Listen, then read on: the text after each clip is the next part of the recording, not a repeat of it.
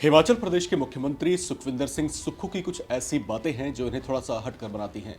तेज तर्रार अंदाज के साथ ये अपने तरह की कुछ सौम्यता भी रखते हैं।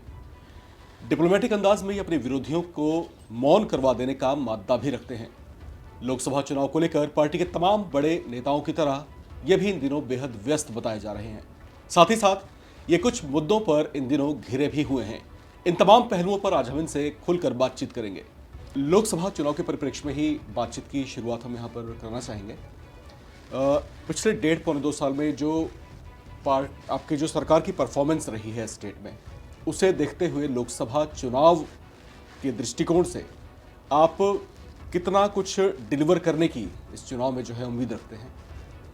देखिए, अभी 1.5 साल तो पूरा नहीं हुआ। जी वो तो अभी 15 महीने हमारी सरकार को बने जी हुए है। और मुझे लगता है कि 15 महीने में सबसे पहले चुनौती हमारी आर्थिक मोर्चे पर थी। हमने आर्थिक चुनौती का सामना किया और अपनी अर्थव्यवस्था को जी धीरे धीरे पटरी पर लाने की कोशिश में हम सफल हुए। जी और आज हमारी अर्थव्यवस्था में 20% का सुधार हुआ। जी फिर दूसरी चुनौती इस 15 महीने में आपदा से संबंधित आई। भयंकर तबाही हिमाचल प्रदेश में हुई।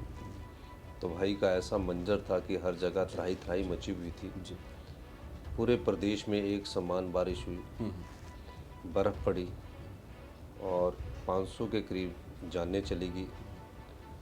22,000 परिवार जो है आपदा से प्रभावित हुए। जो घर में रात को अपने सोया हुआ था, सुबह उसका घर ना था, ना बर्तन थे, ना कुछ था। ये सबसे बड़ी चुनौती हमारे सामने आई। और मैं हिमाचल की जनता का, अपने मंत्रिमंडल के सभी सदस्यों का, विधायकों का धन्यवाद भी करना चाहता हूँ कि हमने पुनर्वास योजना के तहत जो लोग 4 दिन टेंट में रह रहे थे, पहली ऐसी योजना लाई कि उनको अगर घर गांव में मकान लेना तो 5,000 रुपया सरकार मकान का देगी और शहर में मकान लेना तो 10,000 रुपया सरकार का उनको रहने के लिए देगी। और हमने इस कार्य को शुरू किया और 31 मार्च 2024 तक फ्री राशंस जो अभी ख़त्म हुआ है हमारी सरकार ने उपलब्ध करवाया। ये तो उसमें टेम्परेरी अरेंजमेंट किया। कुल्लू में तबाही बहुत ज़्यादा हुई। 75,000 के करीब पर्यटक वहाँ फंस गए और 75,000 पर्यटकों में से 15,000 गाड़ियाँ उनकी फंस गई। ना सड़क थी, ना बिजली था और ना पीने की समस्या आन पड़ी थी। हिमाचल प्रदेश में जब कोई भी बिजली चली जाती थी तो हफ्ता भर नहीं आती थी, क्योंकि बिग हिमालय पहाड़ बड़े हैं। लेकिन हमने 48 घंटे के अंदर टेम्परेरी बिजली भी मुहैया करवाई, जी जी पानी भी मुहैया करवाया और 75,000 टूरिस्टों को निकाला भी। हमारे अधिकारी से लेकर मंत्रिमंडल से लेकर मुख्यमंत्री होने के नाते मैं खुद सड़क पर उतरा और 75,000 पर्यटकों को घर पहुंचाया। कहीं अराजकता का माहौल नहीं थी, कहीं लूटपाट नहीं थी। यही एक अच्छी प्रशासन की विशेषता होती है, गुड गवर्नमेंट की, गुड गवर्नेंस की विशेषता होती है। और उनको घर पहुंचाया। और एक जगह हमें एक समस्या ये भी आन पड़ी कि चंद्रताल जो एक हमारी लाहौल स्पीति में जगह है, वहाँ 300 के करीब पर्यटक फंस गए। 4 से 6 फुट बर्फ़ पड़ गई, जुलाई का महीना और बर्फ़ पड़ गई और वहाँ टेम्परेरी टेंटों में वो रह रहे थे, उनको कैसे निकाला जाए। एयरफोर्स का हमने सहायता ली। एयरफोर्स ने पहली सोटी लाने के बाद जो हैंडीकैप्ड थे उनको निकाला। कहा कि वहाँ ना तो लैंडिंग सुविधा है, उन्होंने इनएबिलिटी शो की। हमारे पास समस्या ये थी कि अगर हम उनको एक दिन भी लेट हो जाते तो तकरीबन 250 के करीब 200-250 के करीब कोई उन लोगों के साथ कोई दुर्घटना हो गई होती। तो मेरा ये मानना है कि उनको निकालने की हमारी समस्या थी। तो हमने अपने मंत्रियों को जेसीबी में उठाकर जो बर्फ़ से ढका था उस रास्ते को निकाला और पर्यटकों को, चाहे वो पूना से थे, केरल से थे, बॉम्बे से थे, हर जगह से टूरिस्ट था, कोई राजस्थान से था, उनको सुरक्षित घर निकाला और उन्होंने हमारे साथ धन्यवाद भी किया। ये हमारी सबसे बड़ी सुविधा थी। फिर जो 22,000 आपदा प्रभावित परिवार थे उनको बसाने की सुविधा थी। केंद्र सरकार से उस प्रकार की आर्थिक सहायता नहीं मिली और हम कोशिश करते रहे कि जिस तरह गुजरात में आर्थिक सहायता दी गई है, उत्तराखंड में आर्थिक सहायता दी है, हिमाचल प्रदेश में भी आर्थिक सहायता मिले। वो आर्थिक सहायता कोई स्पेशल रिलीफ पैकेज हमें नहीं मिला। और जब स्पेशल रिलीफ पैकेज हमें नहीं मिला तो मैं कह सकता हूँ कि हमने अपने साधनों से 4500 करोड़ का आपदा राहत पैकेज दिया। सेब का सीज़न हमारा पीक पर चल रहा था, सड़कें टूटी हुई थी, इतनी तबाही हुई थी। एक ही दिन में 14 अगस्त को 51 मौतें हो गई लैंडस्लाइड्स के कारण। हर जगह तबाही जब ज़्यादा हो रही थी मैं पूरी जगह गया, जिसका कि और वर्ल्ड बैंक ने भी प्रशंसा की, नीति आयोग ने भी प्रशंसा की, भारतीय जनता पार्टी के हमारे पूर्व मुख्यमंत्री शांता कुमार जी ने भी प्रशंसा की कि आपदा से जिस तेज़ी से हम निपटे हैं वो काबिले तारीफ़ है। फिर उनको बसाने की बात है। तो जो आपदा के तहत पैकेज मिलता है वो पीएम आवास योजना के तहत सिर्फ 1,30,000 मिलते हैं। तो मैंने अधिकारियों से पूछा कि 1,30,000 में तो आजकल वॉशरूम तक नहीं बनता, तो ये कैसे चलेगा? तो उन्होंने बोला नियम तो यही कहते हैं, कानून ये कहते हैं। तो मैंने कहा कि यार हम भी आम परिवार से उठकर राजनीति में आए हैं, तो इतने में तो कुछ नहीं बनता। तो मैंने उनको नियमों को बदल दिया, कानून को बदल दिया, और जो आपदा प्रभावित परिवार थे उनका, जिनका पूरी तरह नष्ट हुआ, उनको 7 लाख रुपए दिए, और जिनका आंशिक रूप से नष्ट हुआ 5,000 रुपये से बढ़ाकर 1 लाख रुपये किया। जिसकी पशुशाला चलेगी उसको हमने 50,000 रुपया दिया, और जिसके पशु चले गए उस पशु की कीमत 55,000 रुपया हमने पूरी की पूरी कीमत दी। जी। छात्र राजनीति से जो है आपने अपने पॉलिटिकल करियर की शुरुआत की, उसके बाद तमाम पड़ावों को पार करते हुए जो है आप उस दौर में मुख्यमंत्री बने कांग्रेस पार्टी से हिमाचल प्रदेश के, जब कम से कम ऐसा माना जाता है कि उत्तर भारत में मोदी नाम की एक लहर है, ऐसा कहा जाता है। लेकिन उस दौर में जो है आप सीएम की पोस्ट तक पहुंच पाए, कांग्रेस पार्टी की सरकार बनी हिमाचल प्रदेश में। मैं एक विजनरी के तौर पर जो है सीएम सुक्खू से ही जानना चाहता हूं कि अगले 4 वर्ष में जो है हिमाचल प्रदेश में किस तरह का ग्रोथ वो देखना चाहेंगे, और इससे लेकर के किस तरह के प्रयास उनकी तरफ से किए जा रहे हैं। देखिए, हमने पहला बजट पेश किया तो हमने दिशा भी तय की कि हम अपने राज्य को 2026 तक ग्रीन स्टेट के रूप में विकसित करेंगे। जी। महज शब्दों और कागजों में ग्रीन स्टेट नहीं बनाना है, व्यक्तिगत तौर पर और वास्तविक तौर पर हमने उसमें क्या करना है। जी। तो हम इलेक्ट्रिकल व्हीकल की तरफ जा रहे हैं, ग्रीन हाइड्रोजन की तरफ जा रहे हैं, इन सब चीज़ों की तरफ हम आगे बढ़ रहे हैं। और मैं दावे के साथ कह सकता हूँ कि 2026 तक हम अपनी स्टेट को, अगर पूर्णतः नहीं तो 60-70% तक हम ग्रीन स्टेट के रूप में विकसित कर देंगे। हम थर्मल पावर को पूरा छोड़ देंगे, हम हाइड्रो पर जाएंगे, ग्रीन हाइड्रोजन में जाएंगे। तो इस दृष्टि से हम कार्य करने की सोच रहे हैं। और दूसरा, सोशल सेक्टर में हम अपने हिमाचल के लोग जो हैं उनको कैसे आगे, उनकी सुरक्षा, सामाजिक सुरक्षा का दायरा बढ़ाया जाए, उस दृष्टि से हमारी सरकार कार्य कर रही है। दूसरे बजट में हमने 70 साल से ऊपर के सभी बुजुर्गों को जो है हमने फ्री मेडिकल फैसिलिटीज़ सुविधा प्रदान करने की बात अब की ही है। और 18 साल से ऊपर की जो भी हमारी बेटियां हैं हम उनको 1,500 रुपया हर महीना देने जा रहे हैं। यानी कि 18 साल के बाद जीवन भर जब तक उसको सांस है, हर साल हम 18,000 रुपया उसको उपलब्ध करवा रहे हैं। और हम सामाजिक सुरक्षा का दायरा बढ़ाकर जो ओल्ड पेंशन स्कीम हमने हिमाचल प्रदेश में जो 1,36,000 सरकारी कर्मचारी हैं उनको उपलब्ध करवाई है।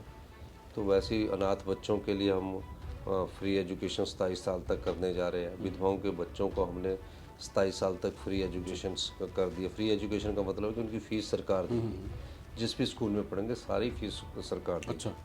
और कॉलेज में पढ़ेंगे सरकार देगी, और जब मेडिकल कॉलेज में 1 लाख की फ़ीस है वो भी सरकार देगी, हॉस्टल की फ़ीस सरकार देगी।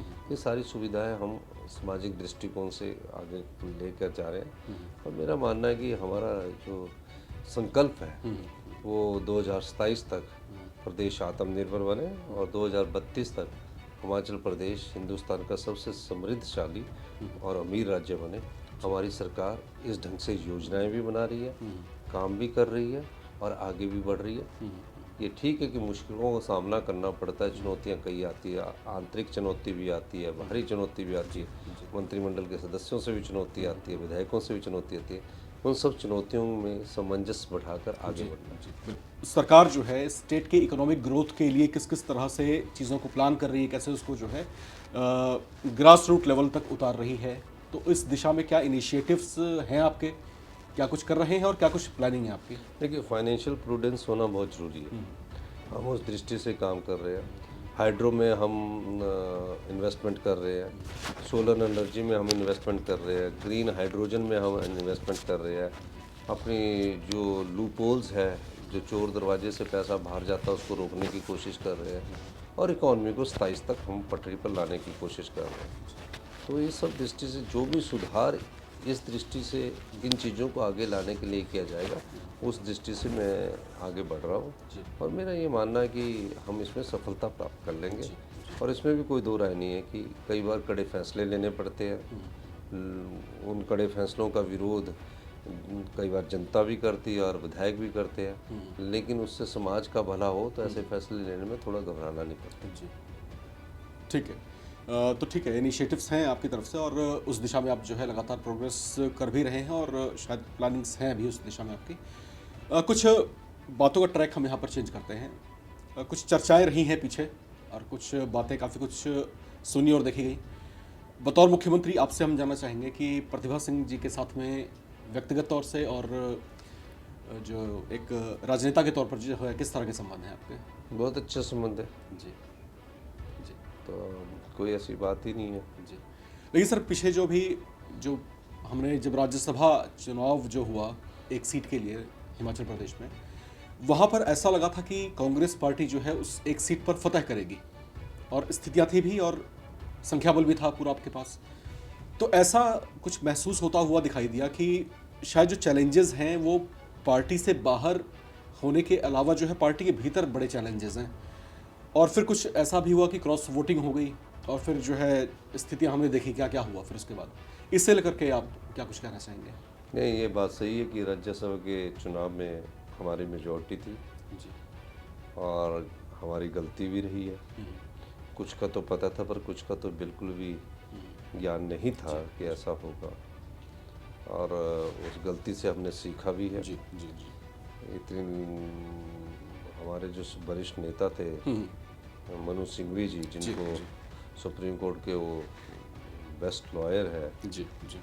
वो उनको पार्टी ने टिकट दिया था और ठीक टिकट दिया था, लेकिन हमने कल्पना नहीं की थी कि ये जो लोग हैं वो इतना बड़ा स्टेप्स उठा लेंगे। और जिस प्रकार भारतीय जनता पार्टी ने उन्हें प्रलोभन दिया जी। और कि उस प्रलोभन में वो फंस गए और फंसने के बाद उन्होंने क्रॉस वोटिंग की। क्रॉस वोटिंग कर ली, ठीक है, क्योंकि जो राज्यसभा का वोट है उसमें व्हिप नहीं जारी होता, बिल्कुल, तो वो दिखा के डालना पड़ता है, उसमें कोई अनसीन नहीं था। पर अगले दिन ही हमारा बजट प्रस्तुत होना था, वो उस बजट में भी व्हिप होने के बावजूद एब्सेंट हो गए, जिसके कारण उनको डिस्क्वालिफिकेशन साइन करनी पड़ी। 6 इन विधायकों ने की, 3 जो इंडिपेंडेंट थे वो बीजेपी के अगेंस्ट जीते थे, बीजेपी की विचारधारा से ही थे। वो बीजेपी का टिकट चाहते थे, बीजेपी का जब टिकट नहीं मिला तो उन्होंने आज़ाद उम्मीदवार लड़ा और तीनों जीत गए। लेकिन विडंबना आज देखिए, आज़ाद उम्मीदवार ना तो कांग्रेस पार्टी का ना बीजेपी का, वो इस्तीफा दे के बैठ गए कि हमारे इस्तीफे स्वीकार करो। ऐसा पहला ही बार होगा हिंदुस्तान में। और अब स्पीकर साहब उस पर फैसला लेंगे, तो जब वो इंडिपेंडेंट जो किसी पार्टी का नहीं और कांग्रेस के जो विधायक है, ऐसे तो पार्टी के खिलाफ 15 महीने में जाने वाले नहीं थे। 15 महीनों में हमने उनके सारे काम भी किए, एसडीएम से लेकर जो सारे अधिकारी भी लगाए, हर एक विधानसभा में 300-400 करोड़ के काम हुए। ठीक है, कुछ लोग उसमें मंत्री बनना चाहते थे, 1-2 लोग मंत्री बनना चाहते थे, तो मैंने उनको कहा कि लोकसभा चुनावों के बाद हम मंत्री बनाने के बारे में सोचेंगे। और कुछ एक लोग थोड़े स्वभाव से कई बार आदमी लालची भी होता, तो कुछ लालच में भी थे। तो अब उस समय जब वोटिंग हुई तो हमारे 34 हमारे भी आए, 34 मनु सिंघवी जी के भी आए, कांग्रेस और बीजेपी बराबर में आ गई। और जब कांग्रेस और बीजेपी बराबर में आ गई तो उसके बाद नियम ही उल्टा है। पर्ची निकली मनु सिंघवी जी की और वो हारे हुए घोषित हो गए, जबकि क्या होना चाहिए था कि पर्ची निकलने वाले को जीता हुआ घोषित किया जाना चाहिए। ये पहली बार है, कोई लेख नहीं है इसका कि जिसकी पर्ची निकलेगी वो हारा माना जाएगा। तो पहली बार है। कई जगह तो 2-2, 3-3 पार्टियों के राज्यसभा के लोग होते हैं, यूपी वगैरह में फर्स्ट प्रेफरेंस, सेकंड प्रेफरेंस। जी बिल्कुल। अगर 3 आदमी वहाँ बराबर आ गए तो अगर जिसकी पर्ची निकली तो वो तो हारा हुआ माना जाएगा, तो 2 को राज्यसभा कैसे देंगे? बिल्कुल। तो ये चीज़ें समझने वाली है कि तो ये पर्ची निकलने वाले को जीत मिलनी चाहिए थी। ये नियम का कुछ खराब है, लेकिन हम हारे हैं। क्रॉस वोटिंग हमने, हमारे लोगों ने की है, हम इस चीज़ को स्वीकार करते हैं जी और हमारी गलती भी रही है। अब इसमें सुधार करेंगे हम, और निश्चित तौर पर मैं कह सकता हूँ कि इसमें ओवर एम्बिशियस लोग बहुत थे और लालची लोग भी बहुत थे। जी। अब तो वो चलो चुनाव लड़ रहे हैं, अब तो हम जनता की अदालत में जाएंगे। भारतीय जनता पार्टी का जो बात है वो इस बात से सहमत होती है कि उन्होंने 6 के 6 जो बागी थे उनको भी टिकट दे दिया, और जो 3 इंडिपेंडेंट है जिन्होंने इस्तीफा दिया उनको भी टिकट भारतीय जनता पार्टी का दे दिया। तो 9 लोग जो कांग्रेस से डिफेक्ट करके गए 1 महीने में, अब भारतीय जनता पार्टी के कार्यकर्ताओं को उनको झंडे उठाने पड़ेंगे। तो हम जनता के पास जाएंगे कि ये बिके हुए लोग हैं, राजनीति में बिके हुए लोगों को नहीं रहना चाहिए। इस दृष्टि से भी हम काम करें। हिमाचल प्रदेश में मेजॉरिटी ऑफ पीपल जो हैं, काफ़ी हद तक जो वो बड़ी संख्या है, उनका ये मानना है कि हिमाचल प्रदेश के मुख्यमंत्री साहब जो हैं बेदाग छवि वाले और कुशल नेतृत्व क्षमता वाले व्यक्ति हैं। लेकिन अगर हम सर कांग्रेस की एक ओवरऑल बात करते हैं, अगर हम हरियाणा स्टेट देख लें, अगर हम मध्य प्रदेश देख लें, अगर हम राजस्थान देख लें, तो यहाँ पर विपक्ष उतना बड़ा चैलेंज शायद साबित होता, लेकिन उससे बड़ा चैलेंज जो है खुद पार्टी के अपने ही लोग जो है कई बार होते हुए दिखाई दिए। और ये तीनों ही स्टेट जो है एक बड़ा उदाहरण है हमारे सामने। हिमाचल प्रदेश में कांग्रेस की सरकार है, आप मुख्यमंत्री हैं, और पीछे जो कुछ तमाम घटनाक्रम हुए उसे देख करके कहीं ना कहीं ये बातें चर्चाओं का विषय ज़रूर रही कि पार्टी के भीतर कुछ ऐसे बड़े चेहरे ज़रूर हैं जो शायद इस कोशिश में थे कि आपकी कुर्सी को भी हिलाएं। क्या वो ये साबित करना चाहते हैं कि आपके नेतृत्व क्षमता में वो दम नहीं है? क्या वो पार्टी आला कमान तक कुछ इस तरह का संदेश डिलीवर करने की कोशिश में थे, या कुछ षड्यंत्र इस तरह से चल रहे थे पार्टी देखिए, में? राजनीति में सबकी इच्छाएं होती है। पहले विधायक बनता है, विधायक बनने के बाद उनकी इच्छा होती है मंत्री बनने की। जी। तो इसमें से कुछ विधायक इसलिए भी क्रॉस वोटिंग की कि मंत्री बनना चाहते हैं। उनकी एक पीछे छुपी राजनीति ये भी थी कि मुख्यमंत्री को हटा दिया जाए, और तो हम वो जब मुख्यमंत्री हट जाएंगे तो हम किसी और के नेतृत्व में विश्वास करते होंगे। कुछ जो मुख्यमंत्री की कुर्सी प्राप्त करना हर एक क्षेत्र में है, ये कोई कांग्रेस है जो मंत्री बन जाता तो उसकी इच्छा मुख्यमंत्री की बनने की हो जाती है। तो वो कई प्रकार से सोच विचार करके ऐसे आगे बढ़ते हैं, और मेरा ये मानना है कि अब इन सब बातों पर विचार करके कोई फ़ायदा नहीं है, क्योंकि अभी तो हमें अगले जो चुनाव है उसको जीतना है, और लोगों के बीच ये लोकतंत्र को मजबूत करना है।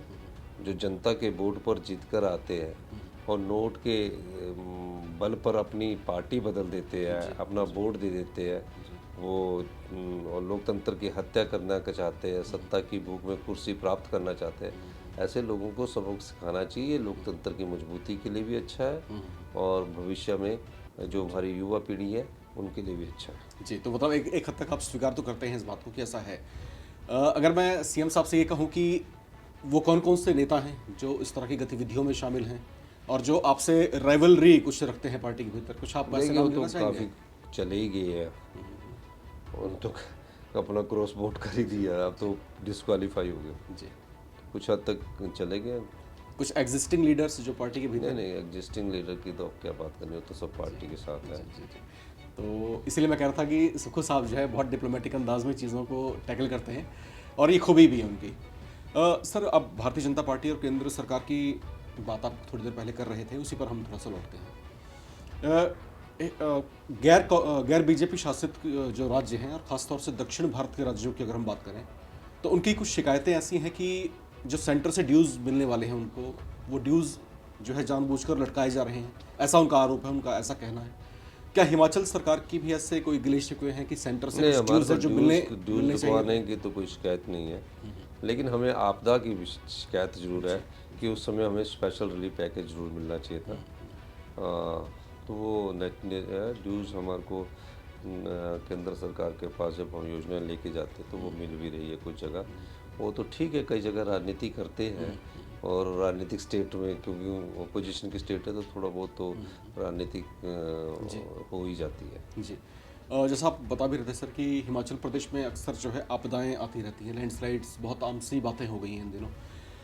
तो कुछ आप स्थायी प्रबंध चाहते हैं और नहीं, केंद्र की देखिए तरफ से मैं कोई आपको सहयोग एक चाहते चीज़ बता दूँ, आपदा ये आती नहीं है, हैं? जी। ये ग्लोबल वार्मिंग का असर है। स्पीति में कभी बारिश नहीं होती थी, बर्फ़ ही पड़ती जी है, बिल्कुल। वहाँ बारिश होगी। जब टेम्परेचर बढ़ रहा है तो उसका कुछ असर हो रहा है। और लैंडस्लाइड्स आते नहीं हैं। लैंडस्लाइड्स ऐसा कि जब हमारे न्यू रोड्स कंस्ट्रक्ट हो रहे हैं तो जब पहाड़ कटता है उसका जो स्टेटा होता है उसको सेटल होने में रोड बनती है तो उसको 4 से 5 साल लगते हैं। तो 40,000 किलोमीटर हिमाचल में रोड्स बनी है। अच्छा। तो वो ऐसा नहीं कि हर सड़क में आए, जब जहाँ फ्रेश कटिंग होती है वहाँ आती है, लैंडस्लाइड तब ज़्यादा होते हैं। पर इस बार जब लैंडस्लाइड हुई तो लगातार कंटिन्यूटी में 72 घंटे बारिश हुई, तो जहाँ स्टेटा पहाड़ में कमज़ोर हो चुका था तो वो पहाड़ के रूम में स्लम जो होता ना एकदम बढ़ता है बहुत तेज़ी से।